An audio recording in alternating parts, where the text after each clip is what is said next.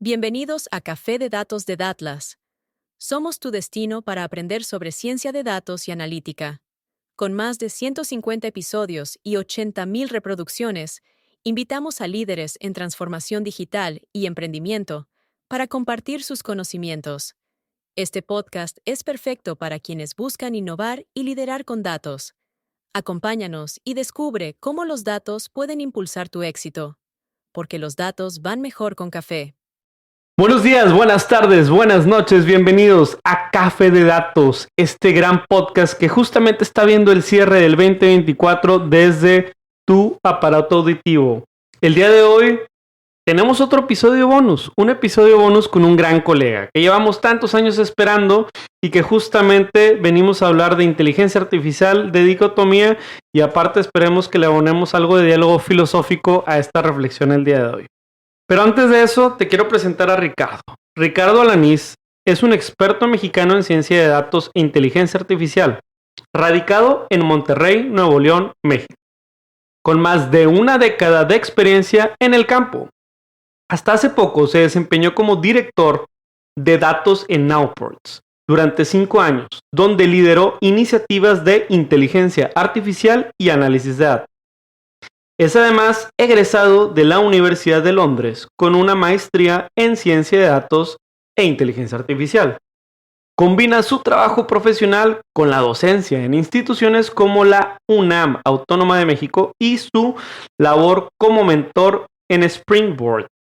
Su experiencia abarca desde logística y finanzas hasta tecnología cívica, destacándose por su enfoque en el desarrollo ético de la inteligencia artificial y su compromiso con compartir conocimiento a través de la enseñanza y participación en la comunidad tecnológica. ¿Qué tal, Ricardo? ¿Cómo estás? Muy contento de estar aquí, pero de verdad, gracias por el espacio y siempre es emocionante tener un momento para dialogar y darme un espacio para filosofar a gusto con un experto como tú. No sucede todos los días. No, por favor, esto es más que correspondido. Hace 10 años, si tú querías saber algo de inteligencia artificial, debías tocar la puerta de 2 o 3 personas. Una de ellas era Eduardo de Encitec. Un saludo y abrazo a nuestro colega. Otro de ellos era Ricardo Alanís.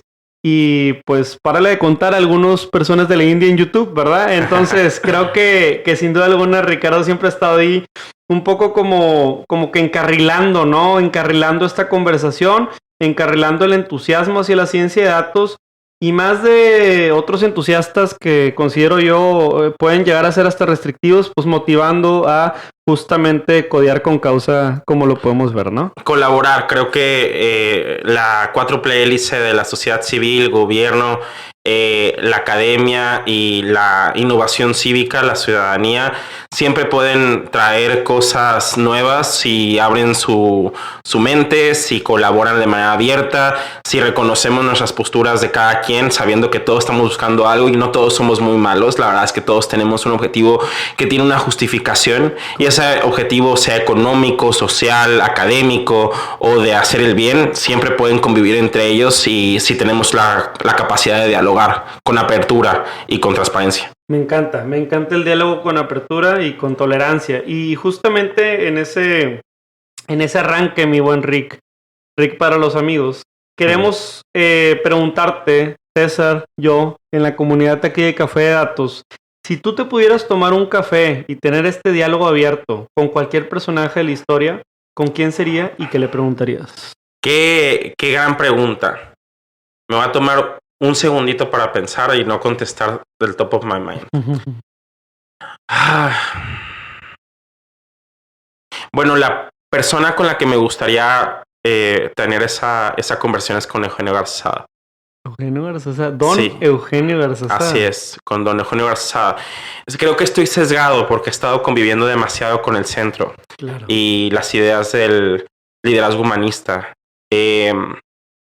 Me parece bien interesante cómo don Eugenio representa una filosofía de mucho trabajo regiomontano, que es el industrialismo que nos representa, pero al mismo tiempo estas ideas frescas externas que buscan convivir con el desarrollo de la comunidad.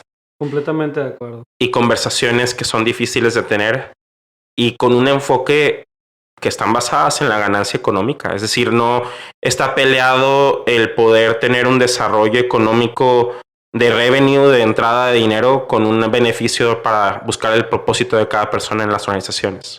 Creo que el poder empujar una organización que persigue un propósito espiritual, intelectual, económico, es un requisito para el alto performance. La teoría del flow de Mijail, no me acuerdo cómo se dice exactamente, pero sí está así. No es mi fuerte estos lenguajes de Europa del Este, pero este psicólogo plantea que el flow es ese estado donde uno puede concentrarse y poder atacar un problema con excelencia. Y ponía como requisito sentir que tienes como capacidad para hacer la solución, claro, no distracciones y un objetivo claro, ¿no? Entonces, como generadores de organizaciones con flow, necesitamos como líderes plantear este ambiente donde las personas pueden encontrar su propósito, no se distraen porque sus características de vida no son las adecuadas y podemos perseguir un objetivo que se siente más grande que nosotros. Eso también lo cubría un poco Marx en sus panfletos filosóficos. Entonces creo que me encantaría tener una conversación con don Eugenio Garzazada, porque creo que somos más parecidos de lo que creemos los regiomontanos, los que estudiamos aquí en Monterrey, trabajamos en Monterrey.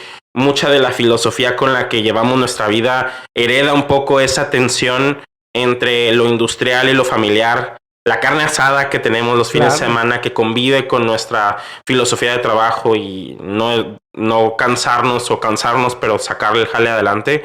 Creo que sería una conversación interesante.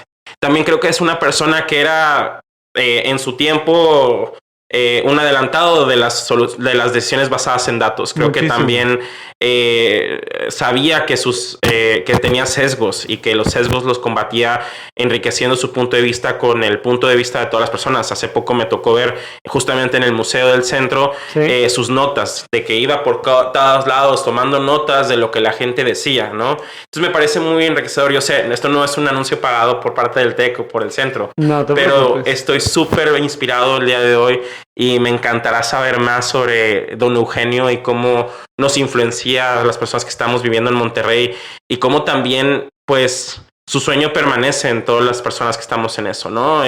Que queremos que las instituciones regiomontanas, gobierno, sociedad civil y empresa estén en la más alta estado del arte y que el estado del arte conviva con un bienestar social, ¿no? Completamente, sí. Lejos de lo que uno pudiera pensar, la gente puede crecer y la sociedad puede mejorar sin necesidad de un asistencialismo, y justamente esto, el decálogo de don Eugenio y toda la filosofía que hay detrás. Decálogo Cuauhtémoc. Sí, porque bueno, sí, me lo dejó muy claro Carlos Garza, sí, claro, el director, que es el decálogo que fue planteado por don Eugenio, inspirado para poder propagarlo en la empresa. Pero sí, hay algo que me llama mucho la atención y me encanta del centro, que es este acervo de conocimiento para los gentes de datos. Debe ser una cosa sabrosísima. Está padrísimo. Pero entonces sí, mi respuesta es don Eugenio Garzazada, no sponsoreada por nada, pero si alguien me quiere mandar cerveza a mi casa con toda confianza. pero sí, me inspira demasiado. Y creo que hay otros actores que son, a lo mejor voy a sonar muy localista y me encanta que representemos eso. Pero también don Gonzalitos, ¿no? Claro. José Eleuterio González, ¿no? Ayer me tomé una foto en el busto que está en rectoría con él. Wow, y que también era un adelantado a su época. Y un poco también ver cómo se expresan. Y eso es como ya un adendum que viene de mi fanatismo por Catón y su forma de expresar la historia. Verlos como personas que sentían, que tenían proyectos y que a lo mejor no tenían el internet para poner sus iba a decir user stories, pero no tenían sus historias en Instagram para expresarse, pero tenían cartas y tenían juntas de consejo. Creo que es algo que nosotros también como empresarios jóvenes podemos seguir aprendiendo muchísimo de ello. Completo. No, muchísimas gracias. Creo que es una gran reflexión. Para quien no haya leído el libro de don Eugenio, se lo recomiendo mucho, ¿verdad? Es una gran... No quiero decir solamente autobiografía, sino habla mucho de cómo se enfrentaba a retos de negocio y algunos de ellos respondiéndolos con datos. Y ahora sí me aprovecho el anuncio para que se dé una vuelta al Museo de Liderazgo Humanista, que está ahí en Obispado, que tiene una de las cosas que más me ha roto la cabeza, que es el cuarto de don Eugenio. Si entras al cuarto de don Eugenio, es un cuarto de 3x3, Sí. con una cama, un cuadro, donde sí él estaba pegado a su oficina. Entonces creo que, digo, si alguien de aquí se ha tomado un día hacker, Sí. conoce esta sensación de pararte a jalar, ¿no? A trabajar en la computadora y luego volverte a dormir. Y que se siente bien. Se siente como jugar un videojuego, Sí. como cuando uno era niño y jugaba un RPG, un juego en línea por todo el día. Repetitivo. Si alguien te Ajá. estuviera grabando una toma, sería como, oye, Diría, ese esto vato sí está avanzando". loco. Exactamente. Sin duda. Y tal vez esto estaba un poco, pero se veía en ese cuarto que tiene un solo closet y un baño, un departamento de una recámara y una oficina. Se ve un hombre concentrado y casi monástico, ¿no? Completamente. Por supuesto, no romantizando los límites de la salud mental que eso pueda tener, pero no puedo conversar con él y me encantaría tener una discusión con él, porque justamente también reconocerse como persona a lo largo de eso creo que sería bastante algo increíble de hacer, como una leyenda vuelta a persona. Creo que eso es algo maravilloso. No, está genial. Y fíjate que para la gente que nos escucha, pues digo, normalmente nos atiende en este gran podcast gente de Ciudad de México, de Monterrey, de Brasil, de Argentina, etcétera.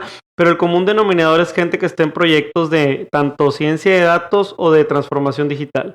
Y en ese norte quiero continuar el diálogo contigo, Rick, porque me gustaría un poco en tus palabras el entender si te has enfocado tantos años a la parte de inteligencia artificial, ¿por qué te comenzó a interesar? ¿Y cuál es el potencial que viste en su momento y si eso se ha consagrado al día de hoy? Por supuesto, creo que la conversación que ha sucedido, y me encanta que la ciencia de datos tiene ciencia al iniciar, y algo que me llamaba mucho la atención más en mis años más jóvenes era ese lado científico. Uh-huh. Empecé yo moviendo Python porque veía que cosas que yo hacía como científico en mis tiempos como químico sucedían de manera repetitiva.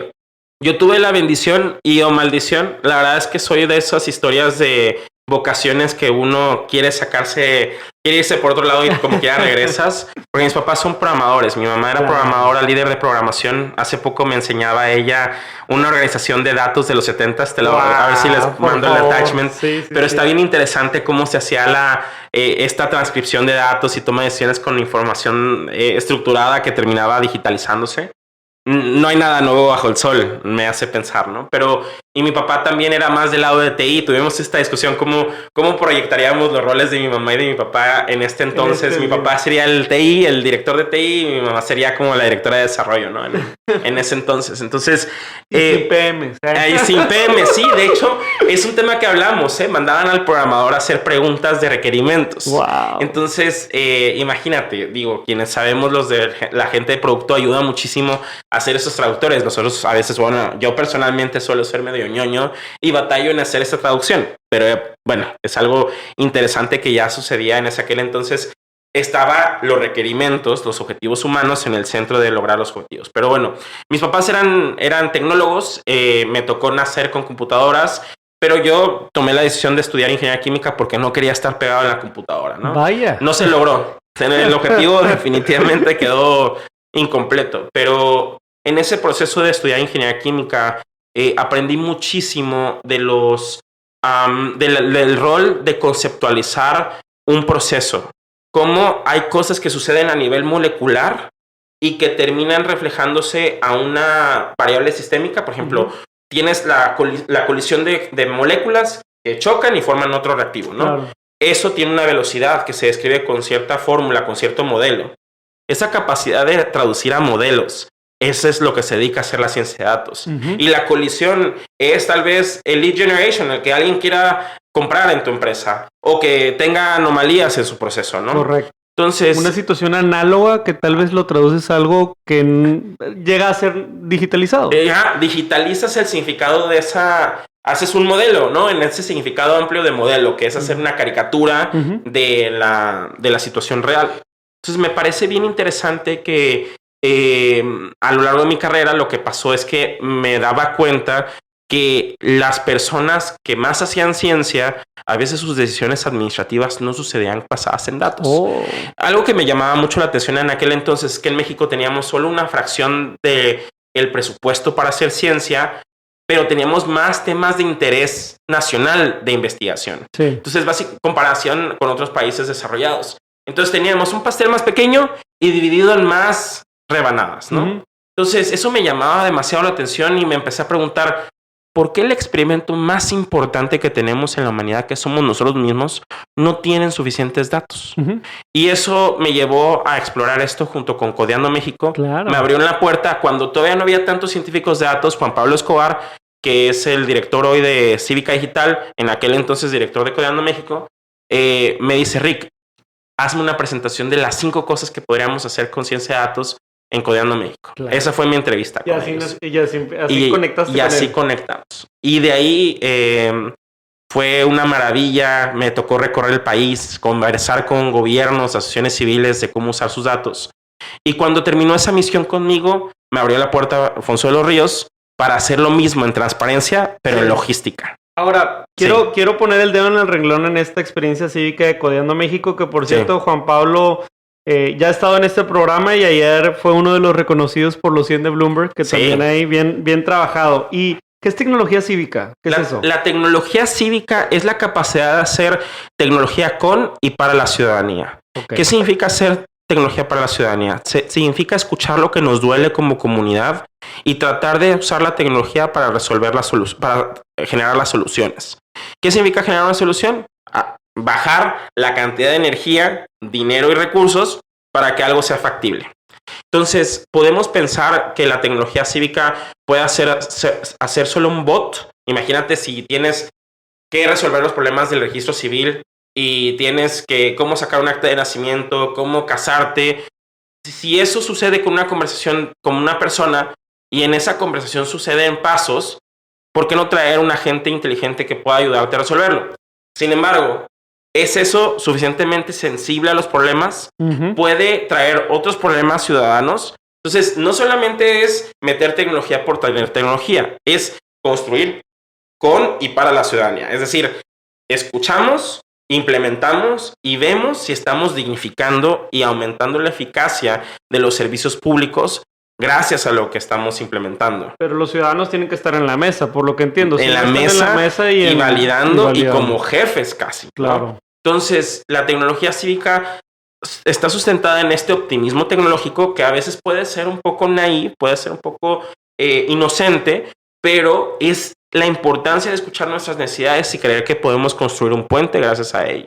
Me encanta, porque muchísimas veces como que la manera de mejorar se ha comprendido hasta tiempos recientes como un crecimiento de la burocracia o de la cantidad de personas resolviendo el problema, pero cuando encontramos un atajo o en la tecnología una compañía que nos pueda ayudar a ser más eficiente, pues es interesante. Digo, tal es el caso que yo creo que los próximos 10 años el adelgazamiento de la burocracia en términos de overhead o personas que están hoy detrás de procesos de gobierno tal vez va a ser tan alterado como lo fue de Twitter a X, ¿no? Claro. Digo, es un apostulamiento, no sé si va por ese lado o también tú me dirás, no, Pedro, tranquilo, no se trate de perder empleos, creo ¿verdad? que hoy en día uno de los retos más importantes que tenemos como sociedad o como humanidad Uh-huh. es el poder lidiar con salud las tensiones de nuestra existencia. Hoy en día tenemos una clara tensión entre la eficacia gubernamental y los sistemas de control que nos llevan a justicia en varias dimensiones. Algo que he notado y uno de los dilemas más fuertes que he tenido, Pedro, es el dilema de la burocracia. Uh-huh. Entre más burocracia, entre más complejo es un proceso, con mayor probabilidad puede existir un caso de corrupción. Claro. Sin embargo, con muy poca burocracia, con muy pocos pasos de validación gracias a ciertos objetivos, podemos perder los check and balances, el equilibrio para que un proceso sea justo y adecuada solución para que todos los actores estén enterados y puestos partícipes. Eso también para es verdad. ciertas organizaciones, meter a ciudadanos puede sentirse como burocracia. Puede sentirse como algo que tienen que fingir o que tienen que hacer porque tienen que quedar bien con una ley.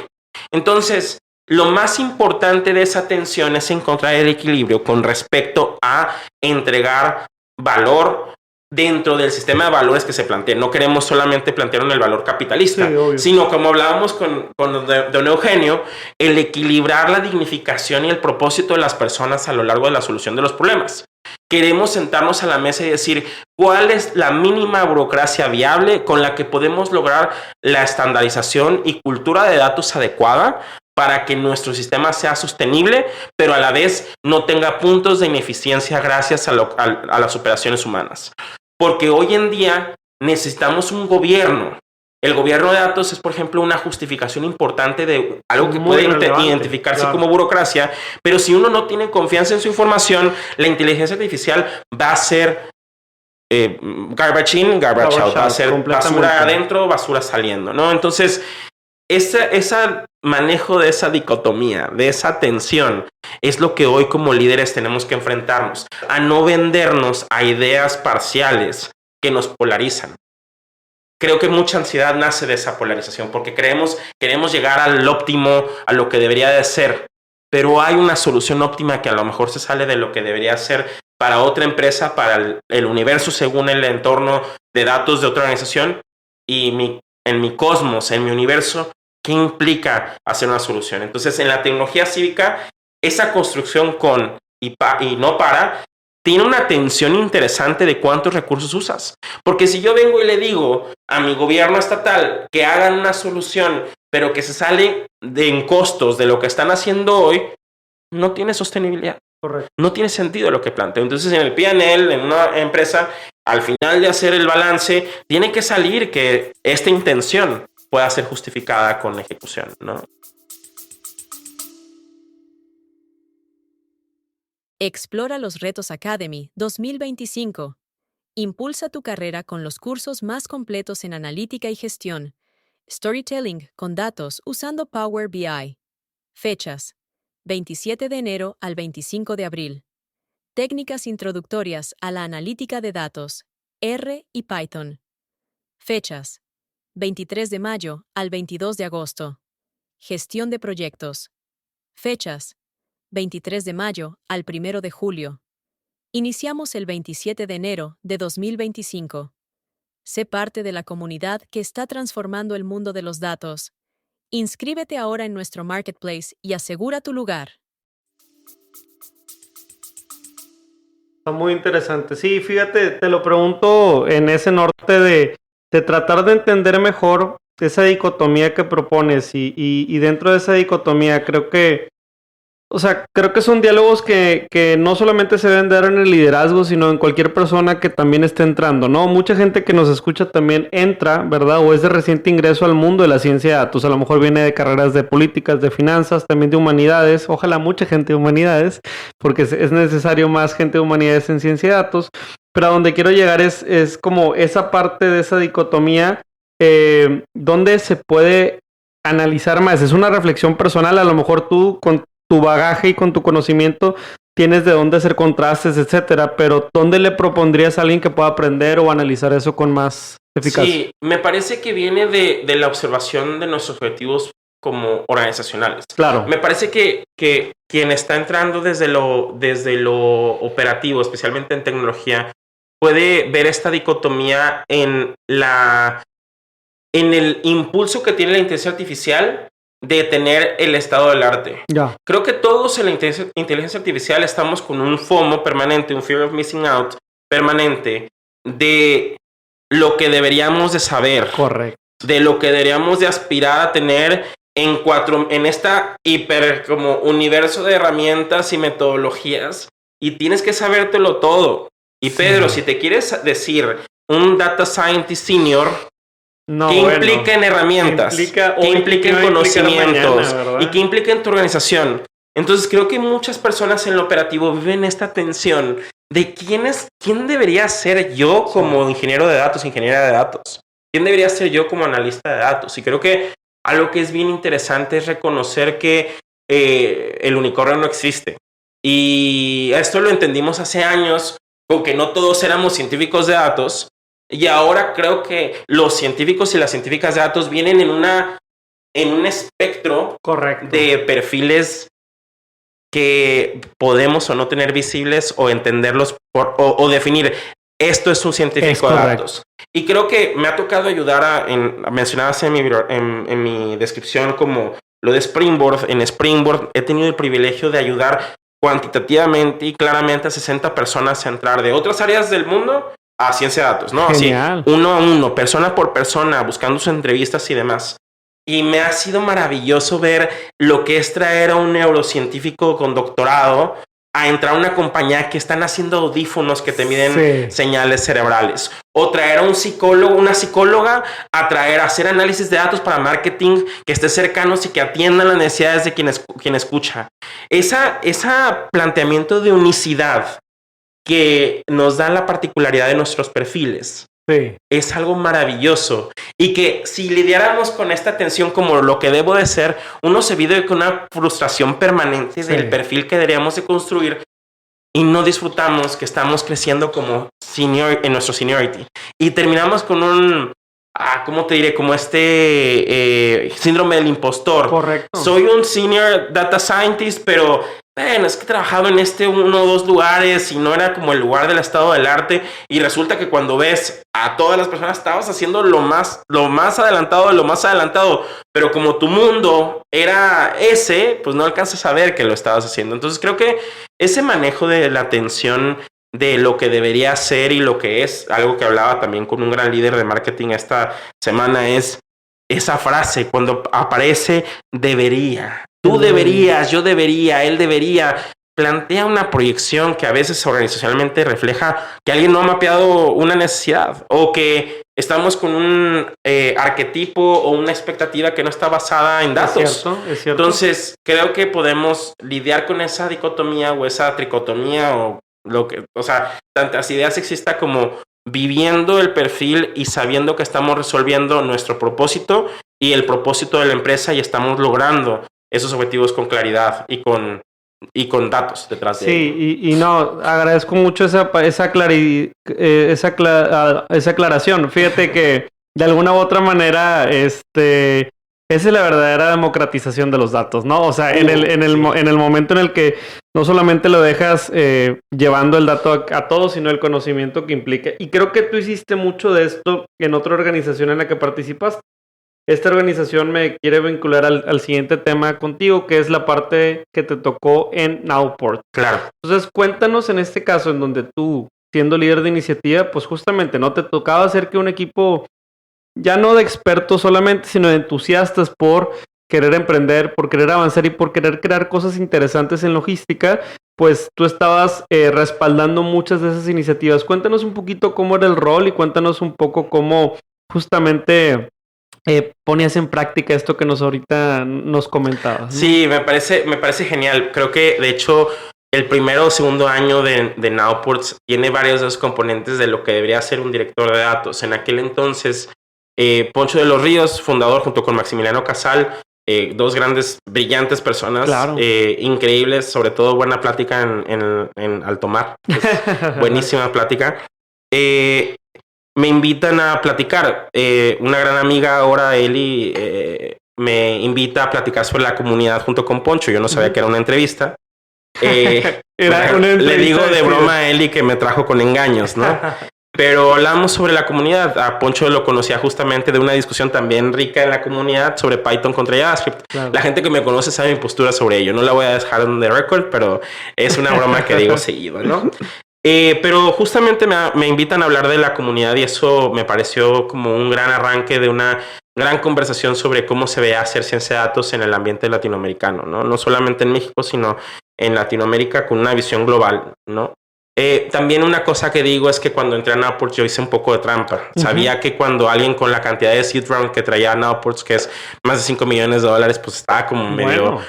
como que significaba que eso de cajón estaba cañón, ¿no? En ese entonces, de hecho, tenía... No era tan bootstrap, digámoslo, todavía. No sé si llamarlo... No, me refiero más a que sí estaba como bastante vacopeado por una gran cantidad de personas con bastante nombre. Claro. Y siento que es como trampa decir, oye, te sacaste un 10 apostándole. Era una apuesta de doble ases desde mi punto de vista. No sé si eso sea una buena mano, no sé de póker, la verdad. Pero justamente me tocó entrar primero como desarrollador. O sea, me dijeron, Rick, todavía no hay equipo de datos, únete. La verdad es que fueron 2 meses en las que intenté programar en JavaScript. Tampoco fue mi fuerte, no es mi fuerte, era como un poco backend y demás. Gracias, Mikey, fue un gran maestro en ese entonces. Mikey, Doris, personas increíbles en el equipo. que pues en ese entonces también había algo trabajo que suceder en la infraestructura también. Claro.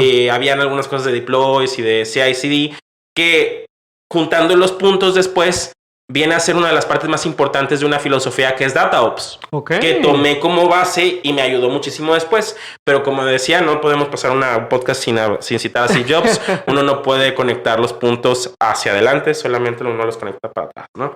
Entonces está bien interesante que durante esos primeros meses me tocó esa vida de startup en la que me dieron el privilegio y les dije, oigan, de frontend backend no soy el mejor, me puedo defender, le sé un poquillo a AWS, se arma y lo que tengamos que hacer, ¿no? Y empezamos a ver cómo, por ejemplo, la implementación de algo tan sencillo, tú y yo creo que somos fanáticos de Metabase, lo que puede dar valor, por supuesto tiene sus limitaciones, pero ayuda muchísimo para dar solución a algunas respuestas basadas en datos. Y creo que pues me tocó ver esa evolución, ¿no? Me tocó ver como si pudiéramos hacer un timelapse de esos videos que se mueven rápido, pues claro. Empecé yo, luego entró Isra, que fue el primer científico de datos en el equipo, entró Pame, que le tocó a Pame reescribir una de las primeras herramientas que me tocó a mí hacer, que era de transparencia. Okay. ¿Qué hacíamos? Es algo que me encantaba presumir, sobre todo así como en ambiente verde. Oye, ¿sabías que puedo saber dónde está cualquier barco, cualquier avión o cualquier camión del mundo? Una pésima pick-up line, ¿verdad? Pero qué maravilla poder saber dónde estaba cualquier material del mundo, ¿no? Cualquier y eso, carga, ¿no? ¿y qué podríamos hacer con eso? Y eso se llamó nuestra solución de tracking. Yo la programé con mis limitaciones. Pame, que hoy es maestra de ingeniería de software, tomó el código, me dijo, Rick, muy bonito y todo, pero ahí va de nuevo. Adiós monolítico. Y formó una de las herramientas que tenía la mejor implementación llevada en dominios dentro de nuestra organización. Un gran ambiente bien desarrollado, estructurado. Código elegante. Código elegante y sostenible que permitía también una estructura de datos que fue muy mantenible en el tiempo. Ese fue un gran trabajo de PAME, sin duda alguna. Y con todos los contribuidores de esa herramienta. Y luego entró Andrea Nassif, que dirigió la parte analítica de nuestro equipo. Claro. Que ella es una genio para hacer la interacción entre las personas y los datos, siendo muy consciente de las dos preocupaciones. Andy es una guerrera de poder hacer esa traducción. Entonces, la verdad es que tuvo un equipo impresionante, ese core team. Luego creció, trajimos a nuevas personas brillantes, especialmente me viene a la mente Miguel Morán, que entró como líder en datos, pero luego tomó un rol de arquitectura. Entonces, es bien bonito porque, de nuevo, te decía, los 7 millones o 5, no me acuerdo cuántos son millones de dólares en seed round, era una apuesta segura. Y la verdad es que ese proceso de traer gente genia, pues te lo agradezco mucho a eso y al trabajo que estábamos haciendo yendo por clientes y demostrando el valor hacia los demás, ¿no? Entonces, esa evolución me tocó así, como si fuera un Pokémon, hay como 3 o 4 Ricks, ¿no? El Pokémon, luego Charmander, Charmeleon, Charizard y Mega Charizard, ¿no? Digo, no diciéndome que hoy estoy como Mega Charizard, nada más la pancita la tengo de Mega, ¿verdad? Pero es increíble el poder evolucionar de una visión de contribuidor individual a un líder operativo, a un líder táctico, a un líder estratégico. Y creo que esa es la transformación más fuerte que he vivido en este proceso, Pedro, que es poder ayudar a traer una operación, a generar inteligencia artificial de manera clara como ejecutor, dirigir un equipo que me ayudara a ejecutar eso, dirigir los proyectos y estructurar esos objetivos de manera adecuada, táctica y con desarrollo de las personas en esos proyectos, a una visión estratégica de poner el presente y el futuro en equilibrio. Entonces ha sido una experiencia en toda esta conversación. Mis líderes han sido pues mentores en esas ansiedades que uno tiene que lidiar y pues definitivamente me ha tocado ver crecer a Poncho, a Maxi en este gran proceso y ahora que me ha tocado salir, ahora desde afuera, poder seguirles aplaudiendo porque creo que es una organización que puede seguir cambiando la forma en la que se hace logística en Latinoamérica. No, sin duda, es bastante motivador y te lo pregunto porque mucha gente que nos escucha tendrá esa curiosidad de decir, a ver, en el mundo corporativo pues ya sabemos que peleamos por un presupuesto año con año y que por ahí tenemos que priorizar proyectos, tenemos que priorizar iniciativas y como que todo se mueve de manera muy, no lo quiero decir como agnóstica, pero todo se mueve como a veces hasta repetitivo y a veces buscando problemas que no necesariamente son tan motivantes. Pero cuando lo hablas tú y cuando lo cuentas, suena como como una motivación muchísimo más auténtica. O sea, un poco nada más para terminar esa reflexión del impacto que generó la ciencia de datos en esta startup. Sí. ¿Hoy consideras que es un valor diferencial de la startup? ¿Y por qué? Fíjate, ahorita que decías esa frase de cómo incorporamos esta autenticidad en nuestros productos, creo que a eso se refiere estrategia. Estrategia es decir y poner un planteamiento como empresa de dónde crees que puedes ganar. Claro. Y cuántos recursos le vas a meter ahí de manera proactiva con un ROI que no necesariamente es operativo. O sea, no comparas el ROI de una iniciativa estratégica con la ganancia operativa. Es correcto. Están en tiempos distintos, ¿no? Definitivamente tiene que existir. Entonces, creo que la conversación estratégica de la inteligencia artificial en Nowports es una que fue fácil de llevar. Es decir, fácil tanto como una organización lo tiene que hacer, con mucho pushback, con mucho cuestionamiento, con dudas, oye, Rick, ¿por qué estamos haciendo esto y no esto? Que es completamente válido. Otra dicotomía, nos encantaría llevar un smooth sailing, o sea, nos encantaría llevar algo pianito, donde nos digan, Rick, no manches, otros 3 meses metiéndole a un sistema de inteligencia artificial, súper bien, échale, papi. Y ahí eso, Rick sin ansiedades, ¿no? Rick súper confiado, súper validado de que está haciendo las cosas. Y cuando alguien nos dice, Rick, ¿pero por qué tanto? ¿Por qué estás haciendo así? Y Rick, no sé si le pasa a otros líderes, dice, ya van de nuevo, me van a decir que no sé qué.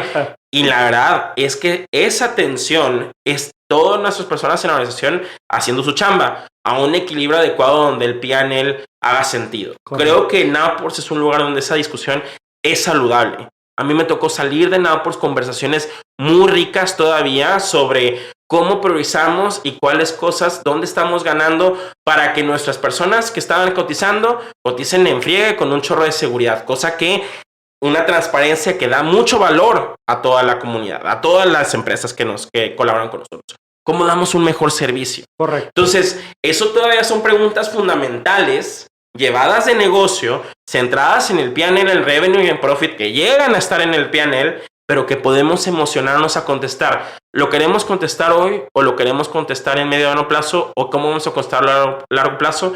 ¿Cómo vamos a mitigar, corregir y estrategizar hacia la preocupación de lo que está sucediendo? Si es un problema o una visión estratégica de lo que debería ser. Y estoy usando la palabra debería con mucho cuidado.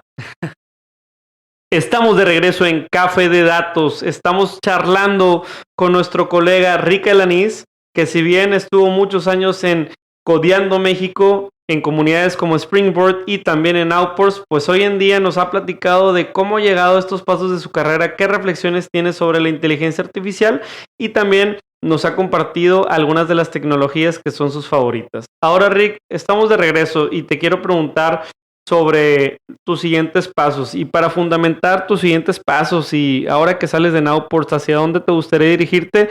Cuéntanos un poco, pues, ¿cuál es este set de herramientas que durante estos años, pues, tú tuviste que escoger entre un código y otro, tuviste que escoger entre una tecnología y otra, o a lo mejor eres un aprendizaje que tú dices, oye, Pedro, pues, continuamente yo soy de esos curiosos que yo veo el titular en algún portal de internet y me pongo a investigar. ¿Cuál es ese hábito que te ha permitido mantenerte vigente y con este hábito a dónde puedes voltear hacia el futuro? Correcto. Creo que lo que planteo de esta paz del FOMO de la ciencia de datos es algo que me ha ayudado a estar tranquilo, entendiendo que no puedo saberlo todo de los datos, del entorno, de todas las herramientas, y eso mantiene una esperanza bien divertida, Pedro, sí. Porque cuando crees que ya lo sabes todo, termina la curiosidad. Es correcto. Entonces está bien bonito el contraste de eso, ¿no? El contraste de eso es no saberlo todo te permite mantenerte preguntando y ser curioso y ser un novato y esta filosofía de tabula rasa que plantean, ¿no? De ser una tabla rasa, una madera sin tallar, ¿no? Y permitirnos tallarnos por el resto de nuestra vida. Creo que hasta ahorita mi tabla ha sido tallada por grandes experiencias tanto tecnológicas como humanas. Creo que en el lado tecnológico un gran eureka fue el Data Mesh. Wow. Personalmente el Data Mesh en un punto de mi vida pensé que me estaban queriendo vender cosas. Creo que ahorita tenemos, algunos ya estamos como hechos a la idea de que 14,000 personas te mandan mensajes y lo que te mandan es the next big thing, ¿no? Es la siguiente cosa enorme, ¿no? Sí pasa. Sí, y la primera vez que me plantearon Data Mesh, no quiero decir quién porque dio una muy buena presentación, no eran ellos, fui yo. me puse al modo defensivo. Dije, no, me están queriendo vender esta vaina de Data Mesh. Un gran amigo hablaba de ella y la veía como, bueno, me gusta todo lo que hace este amigo, pero no me gusta este concepto porque me parece que me quieren vender cosas. Y luego leo este libro de O'Reilly, que es justamente Data Mesh, se llama así. Algo Application, tiene un título un poquito más largo, igual lo podemos poner en el texto del podcast. Pero entender el Data Mesh, yo aprendo de manera episódica, ¿no? O sea, como que necesito juntar las iteraciones y luego ya como que hago mi corte. Y mi corte con Data Mesh fue entender que hay una capa de aplicaciones que tienen transacciones y ciertas responsabilidades. Podemos atacar a nuestro Data Lake, que puede tener nuestra información en un lugar como un S3, Parquets, estructurar nuestra información en un bronce, en un silver, en un gold. En esto, Miguel Morán Mexaurio fue un gran maestro para mí. Y que luego esa capa de datos ya limpios, preparados, nacen como estructuras que pueden utilizarse en nuestros productos de datos. Claro. Entendiendo los dashboards, entendiendo nuestras APIs, entendiendo los procesos de inteligencia artificial que queramos implementar. Esa visión integral creo que me ha servido demasiado desde el lado técnico. Oye, regresas un poco a tus orígenes, ¿no? A la parte de la química y cómo explicabas el pensamiento sistémico. Me encanta, ¿verdad?, que haces ese salto, sí. Es un diagrama muy claro de proceso, ¿no? Qué bonita analogía acabas de hacer. me dio chills cuando lo escuché. Y creo que el otro lado más humano me parece que fue entender el rol de las distintas capas estructurales de la empresa y saber que en distintas etapas de madurez de la empresa tenemos que quitarnos y ponernos cachuchas. Cuando entré a Nowports, yo tenía una cachucha operativa y en Cívica Digital yo era un líder operativo que tenía mucho hands-on. En Nowports tuve la oportunidad y la organización me dio la oportunidad de tener esa evolución natural que normalmente sucede en una corporación. Como va subiendo, acá se iban notando personas abajo de mi estructura y me daban la oportunidad de ir creciendo y aprendía con ellos. O sea, tuve muchos maestros en mi equipo, ¿no? De muy buenas formas de llevar al equipo. Mi equipo, al final, con Paco Mesano, Pasquinel Urbani, Ignacio Casal y Andy, eran 4 personas que eran perfiles. El científico de datos core, la analista de datos, que ella también tuvo una evolución similar, contribuidor individual, líder operativo y líder táctico, y un líder de data ops, Paco Mesano, que creció también como líder operativo y luego líder táctico, y un chico que desde intern se puso a ayudarnos a business requirements de data quality, ¿no? Era un equipo todavía muy hacker, si lo ves como mini startup, claro. Era una mini startup de data, ¿no? Pero creo que esa evolución de podernos entender con respecto al resto de la organización y entender dónde estaban los objetivos estratégicos, cómo conectábamos nuestro propósito de data hacia los objetivos de la organización y cómo aterrizar ese flow. Porque nuestro trabajo como directores es traducir esas necesidades de negocio a cosas que emocionen operativamente a nuestros equipos de desarrollo. Correcto. Que sean claros, que tengan un sentido académico adecuado. Oye, a lo mejor esta es una estrategia de pricing, esto es una estrategia donde tienes un modelo clásico supervisado, pero ¿qué tal si traemos visión agéntica? Sí. Empezamos a escuchar el ambiente y empezamos a reaccionar a ello, y eso está presentándose ahorita en NeurIPS. O sea, me tocó ver 2 o 3 pósters de empresas que están en el estado del arte haciendo procesos que se parecen mucho a lo que estábamos haciendo en Apples, y eso nos pone ahí, ¿no? Y me emociona mucho, me hace muy orgulloso de poder llevar una organización en eso. Entonces, en mi skill set, poder llevar esa estructura, pero también esa emoción de negocio con una estructura de ejecución adecuada, me parece que es ese paquete de herramientas que me quiero llevar a lo que sigue. Me encanta porque creo que muchas personas que nos escuchan pueden sentir un poco de química con lo que dices o empatía. Y particularmente que sea no solamente un discurso técnico, sino también humano. Ahora, ya tienes el activo que mucha gente busca tener al día de hoy, Rick, que es tiempo.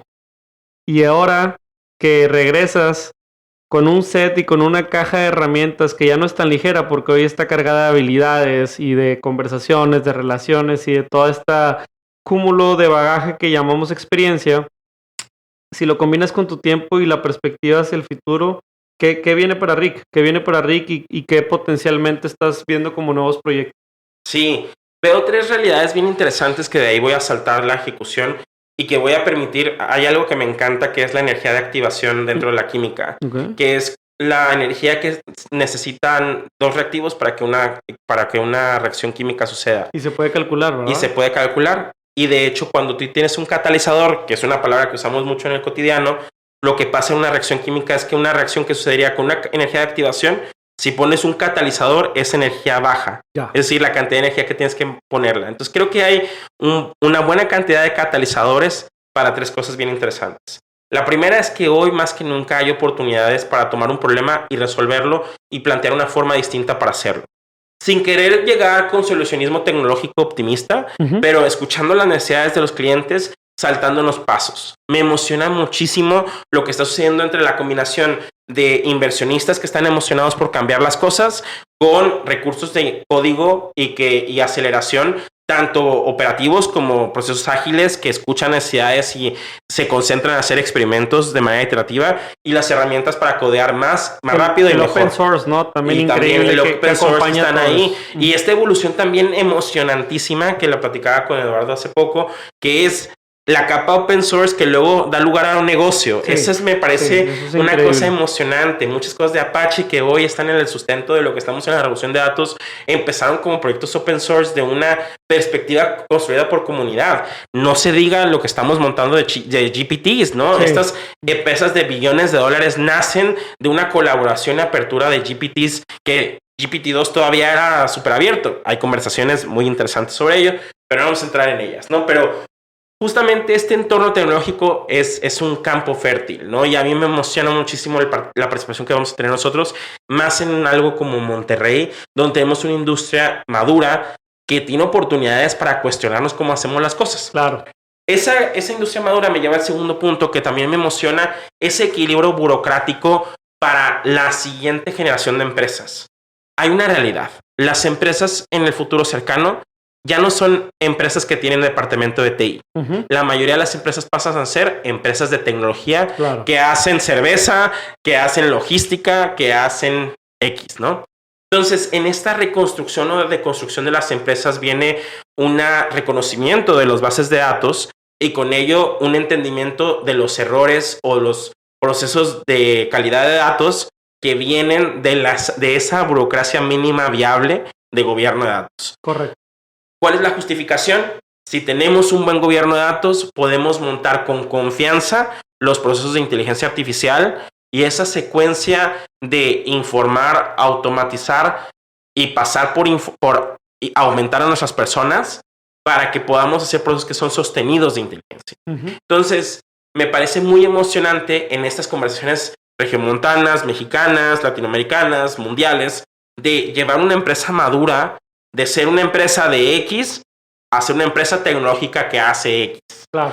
Entonces, eso me parece súper emocionante.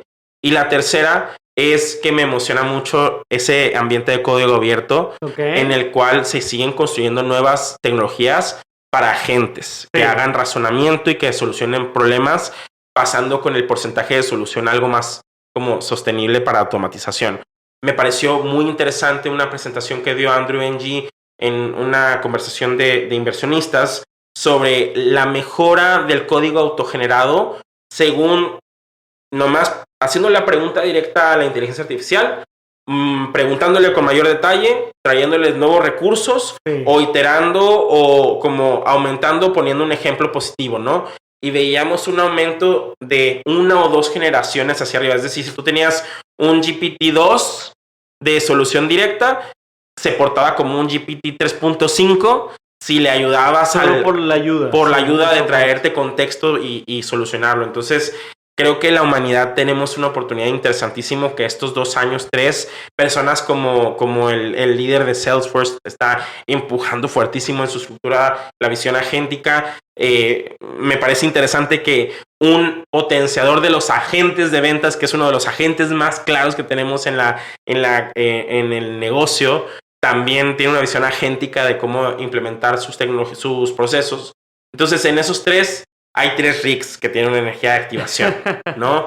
Y estoy explorando los 3, o sea, estoy teniendo conversaciones muy ricas sobre la capacidad de poder cambiar alguna industria, la posibilidad de ayudar a una empresa a hacer esa evolución de gobierno o de estructuras de información adecuada, y por supuesto también ser un contribuidor, desde un contribuidor individual, apoyar a esta revolución, a que las soluciones sean más sostenibles y que atiendan también las necesidades de nuestro país y nuestro entorno, porque hay entornos que tienen una estructura cultural más basada en datos, ¿no?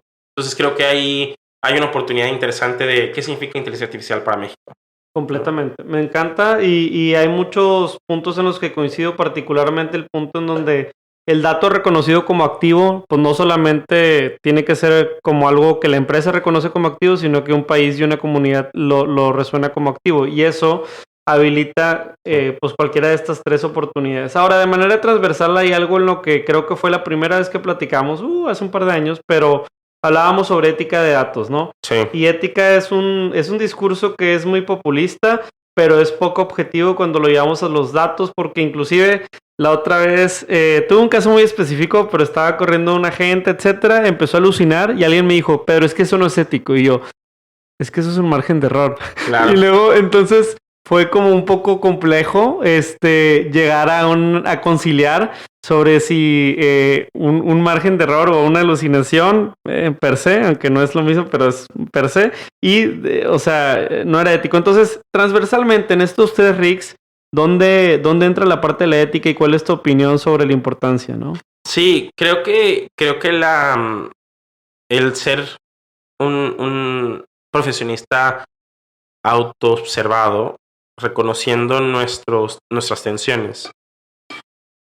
Creo que el profesionista especializado en inteligencia artificial ahorita está enfrentándose a muchos dilemas en los que se ponen a prueba sus valores. Uh-huh.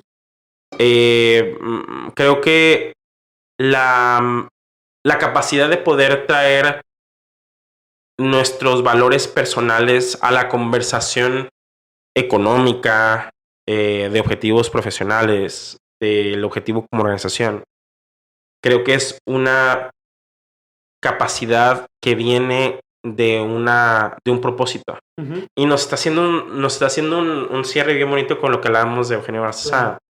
Me parece que no hay problema con buscar una optimización económica en nuestros procesos. ¿Es a costa de quién? Uh-huh. No solamente de qué, sino de quién. Y creo que poder observar el entorno de nuestras decisiones con el contexto de a quién estamos abusando uh-huh. mientras estamos tomando una decisión uh-huh. es la primera capa que debemos de hacer, y que no hay implementación que no es supervisada. Okay. A lo mejor no estás viendo la ejecución caso por caso, sí. pero tú eres responsable de esa instalación sí. que tiene consecuencias y tiene un balance, ¿no? Entonces, el desconocer la ley no te hace exento de ella. Correcto. Y creo que el poder ejecutar nuestros proyectos entendiendo nuestras tensiones de hay cosas que podemos hacer y tenemos un arma.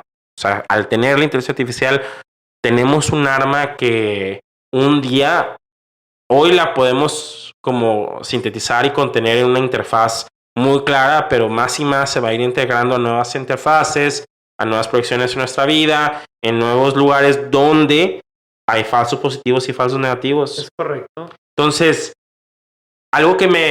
una lección de vida que me llevé, y fue de un gran amigo después, durante ese momento me llevó una crítica, y esto es uno de mis puntos más como claves en mi carrera. En el 19S del 2017 me tocó uh-huh. estar en la Ciudad de México y me tocó vivir ese terremoto. Me tocó ir a una junta por allá, y pues a las 11 de la mañana fue hicieron la previa, ¿cómo es esta simulacro de ese día? Alerta sísmica. Primero fue que hacían un simulacro porque sí. tenías que preparar porque era la celebración, ¿no? El toque de base de ese día, y a la 1 es que tiembla, ¿no? Correcto. Y no me lo podía creer que ese día aprendí cómo reaccionar en un terremoto y ese día sucedió, ¿no? En aquel entonces estaban en boga las redes convolucionales, donde tenías imágenes que metías una red neuronal y te decía si era un perrito o un gatito. Era el ejemplo más común de uh-huh.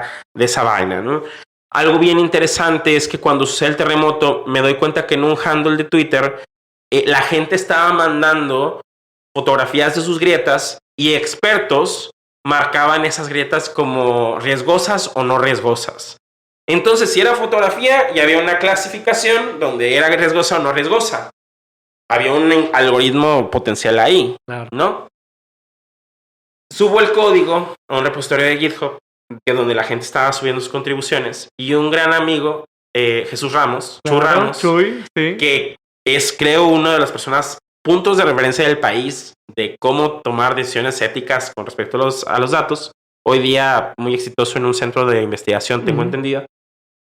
Me manda, o sea, yo esto lo subí como a la 1 o 2 de la mañana, no podía dormir. O sea, yo todavía estaba bastante afectado por el terremoto. Y me despierto a un mensaje donde me llamaba irresponsable por tomar la decisión de hacer un algoritmo como tal, ¿no? ¿Qué hacía el algoritmo, no? Te decía si una grieta era riesgosa o no riesgosa. Pero si ponemos ese algoritmo a que te diga que algo es riesgoso y no lo es, estás haciendo que alguien se salga de su casa y su casa no tiene riesgo. Es una matriz de confusión terrible. De implicaciones. Sí. La otra es fatal. Ajá. Algo era riesgoso y no le dijiste a la persona Ya. que era riesgoso. Esa La es vida de una persona está en riesgo por la clasificación. Esa contribución mía tuvo consecuencias. Yo estaba dando un diplomado, me cancelan el diplomado porque pues tal persona, o sea, Minchuy, que nos amamos, lo amo también y fue fundamental para mi vida, porque me hizo cuestionarme este optimismo tecnológico. Sí. Me sirvió muchísimo porque te das cuenta que la inteligencia artificial tiene mucho que ver con la historia de usuario que quiere resolver. Y algo que sucedió en ese algoritmo es que este planteamiento del riesgo viene de presentar el algoritmo directo al cliente. Correcto. Y creo que hay muchos algoritmos que tienen que pasar por un proceso de confianza. Si este algoritmo de clasificación lo poníamos como una priorización para el experto y el experto tiene la última palabra, pues no era tan riesgoso, era una herramienta útil, ¿no? Porque tienes la clasificación, pero sabes que si a lo mejor no es clasificación, es una regresión de un porcentaje de riesgo, pues ahora ya puedes hacer una historia de usuario donde el experto puede ver las más riesgosas al principio y un aviso se puede hacer más rápido, ¿no? Por supuesto, sigue teniendo sus riesgos embebidos esa solución, ¿no? Entonces, la implementación de la tecnología depende de la necesidad humana. Y escuchar al usuario es sumamente importante y creo que eso nos da un propósito también a los humanos que estamos implementando la inteligencia artificial y le da un propósito a quienes están usando la inteligencia artificial. Entonces creo que dignificar el propósito de las personas tanto al generar como al recibir las soluciones tecnológicas y también si en el proceso estamos dando lugar a que una persona, su propósito sea cuestionado, es decir, como automaticemos una tarea, el propósito de una persona ejecutando esa tarea se está desplazando, poder ser responsables con ese desplazamiento. Correcto. ¿Qué significa en el desarrollo de la carrera ese desplazamiento? Porque todos podemos llegar a pasar ahí. Solo como una forma de empatía. Porque quizás operativamente puedes cambiar el robot que está generando el empaquetado de un producto. Pero pasado mañana va a ser el manager. Es correcto. Y el día que siga, el reclutamiento. Y podemos seguir hablando de soluciones que puedan ser automatizadas. Empatía, por favor. Me encanta y creo que es un buen punto para ir cerrando el episodio, mi buen Rick. Hemos elaborado varios temas dentro de esta conversación y particularmente destaco que me encanta que siempre eres muy auténtico porque aparte de que hablas de lo que sabes, hablas con el corazón y eso es muy bueno. Con ese mismo corazón, platícanos, ¿qué consejo le das a alguien que al final de cuentas quiera seguir esta carrera de la inteligencia artificial? A lo mejor hoy en día es un entusiasta, es alguien que leyó, que está escuchando que por todos lados y dice, oye, ya no está tan lejos. Ya no está tan lejos porque con esto de la inteligencia generativa, pues a lo mejor a ustedes les tomó 10 años, pero a mí me puede tomar 5 o 3. Cuéntanos, ¿qué mensaje le podrías dar a alguien que quisiera arrancar? Quiero hablarlo directamente a esa persona. Claro. Eres suficientemente bueno. Creo que con la cantidad de información que tenemos alrededor, la cantidad de competencia, la cantidad de retos que nos enfrentamos, la cantidad de FOMO, podemos sentirnos no suficientemente buenos o buenas para tomar estos retos y agarrarlos por los cuernos. Hoy más que nunca tengo claro que nuestras debilidades son nuestras fortalezas. Correcto. Si tú no te dedicabas a programar antes y ahora programas, la cantidad de input que puedes traer por lo que conoces es riquísimo. Si no eres muy bueno trabajando con personas, pero eres mejor concentrándote trabajando individualmente, puedes traer ese talento y reflejarlo en soluciones profundas que nadie había pensado antes. Eres suficientemente bueno. Es lo que le diría a las personas. Excelente, Rick. Pues bueno, me queda por cerrar, no sin antes compartir tus redes para que te puedan buscar. ¿Cómo te encuentran en LinkedIn o en X o en lo que tú prefieras? Sí, LinkedIn, estoy como Ricardo Lanís. Me va a encantar conversar con todas las personas que quieran tener una plática. Estoy de vacaciones, así que alguien me quiere quitar tiempo, no me lo quitan, es una inversión mutua. Con que te toda inviten confianza. un mezcal, que te inviten un café, adelante. No soy muy requisitoso, unos buenos tacos y yo con todo gusto. Y también invitar a las personas a que participen como comunidad. Hoy creo que más que nunca estamos invitados a contrastar nuestras opiniones y en un mundo donde la polarización es un valor económico, podernos compartir es valiente y es algo que a esa batalla quiero instar a los demás. Perfecto, muchas gracias por compartir con hoy, mi buen Rick. Cerramos el episodio, no sin antes recordarle a quienes nos escuchen que nos califiquen, comparten en WhatsApp este URL para que más gente pueda escuchar y conectar con Café de Datos. Hasta la próxima. Gracias. Gracias por escuchar Café de Datos de Datlas. Recuerda que puedes explorar más contenidos en nuestro blog Datlas y descubrir otros episodios de nuestro podcast. Nos encanta tenerte con nosotros. Hasta la próxima y sigue disfrutando de tu café con datos.